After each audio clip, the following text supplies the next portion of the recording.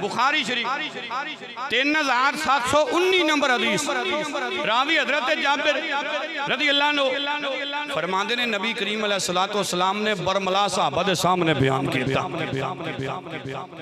इमाम उलंबिया अलैहिस्सलातु वस्सलाम ने फरमाया लोगों इन्ना लिकुल्लि नबिय्यिन हवारिय्यन, फरमाया अल्लाह दे जिन्ने भी नबी आए अल्लाह ने सारे नबियां नू एक एक हवारी अता कीता, एक एक दोस्त अता कीता, एक एक प्यार करने वाला अता कीता। या रसूल अल्लाह तुहाडा हवारी कौन है, तुहाडा दोस्त कौन है, तुहाडा यार कौन है? मेरे महबूब अलैहिस्सलातु वस्सलाम ने फरमाया व इन्ना हवारिय ज़ुबैर इब्नुल अव्वाम, जे मेरा किसी ने हवारी देखना होवे हजरत जुबैर बिन अव्वाम वल वेख लो।